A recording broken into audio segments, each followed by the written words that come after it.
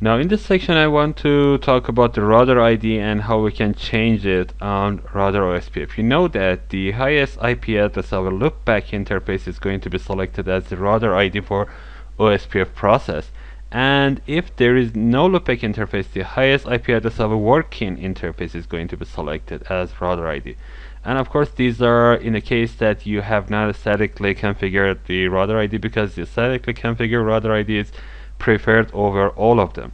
So I'm going to show you the router ID right now using the show IP protocol, and you can see that it tells me the router ID is 110.111, and it is not a surprise because I have this interface loopback on my router.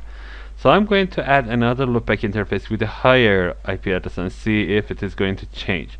So I go to configuration mode and I add interface loopback, for example 11, and IP address is going to be a higher value, for example 220.111 and 000, no, it is an IP address 255.255.255.0. Now I have this IP address set on my loopback 11, and first of all let's clear IPOSPF process and see if it is going to work here. I type in Y for yes, and after a while you can see that the process is going to be set, reset of course, and now check the show IP protocol result, and you can see that the router ID is not changed. So I want to do something else. I type in N, save every configuration, and make sure that this is saved for me, and save it again to make sure again. I want to go to GNS3 here and save everything and reset router 1, reload router 1. You can see on GNS3 we have to do this, but on a real router you will type reload, and after a while the router is going to be reloaded for you. And after reloading I want to check the show IP protocols result to see if this is this has changed the router ID on my Ospf process. Now this is not a graceful restart, this is a reload that I have pushed to my router, and let's go to enable mode and show IP protocol. And now you can see that the router ID has changed, although I have not added this interface to Ospf router process, but it has selected the highest IP address of a loopback interface as the router ID. And the better and the preferred way to set a router ID is going to router configuration and add router ID command 110.111, and this is better ID. You can see this asks me to clear the IPOSPF process, and I do this, and after a while you can see that the show IP protocol will go and show this new router ID that I have set manually and statically. So this is the preferred one to work with. So I have set the router ID, and let's go to see other things. The next thing that I want to check is the IPOSPF database here. So using the show IPOSPF database, I can see everything in my database. Right now you can see that there has been no neighborship, I guess. Show IP OSPF neighbor tells me that I have neighbors, but they are in two-way state. The two-way state means that I have created neighborship and adjacency, but I am not in full mode. That means I have not started exchanging the database. And after a while you can see that this is changing to full mode.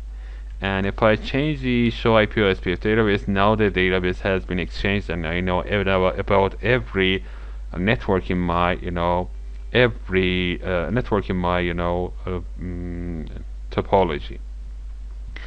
So now you can see that the advertising router is the router ID of the router that has sent me this link. And right now I have only two types of LSA, that means the link state advertisement, in my network. The first one is LSA type 1, that is the router LSA, and it is present in every network. That means I am sending every information about the connected networks to myself. I am sending these connected networks to other routers. So you can see that router 2 has reported that it has a link of network link. Router 3 has reported that it has a network link for example, it's loopback 0, and these are the advertising routers. So because all of these routers are in one area, they have sent me about their interfaces. Now the second type is the network type. That means let's say type 2, and it is sent by the designated routers. So designated router has the role of gathering the informations and LSAs from other routers and distributing this to other routers. So this is the exact role of designated router. You can see that I have router 2 as designated router, and it has told me that I have a link to 10.0.12.2, and of course another link is 10.0.28.5.2. So these are the ways that I receive information from Ospf database. Now if I want to check exact information about Ospf database entries, I can do this using the show IP Ospf database, and you can see that I have some options after that. For example, one option is to check the summary. That means the type 3 LSA. One option is to check the router, that is the type 1 options. Now you can see that I have only network and router links here, so I cannot select summary or other types, for example NSSA external. I only can select network and router one. So I'm going to check network first and select one of the network LSAs like 10.0.12.2, and next thing that I need to add is type in enter. You can see that it tells me this is exactly a network link and you have selected it correctly, and I have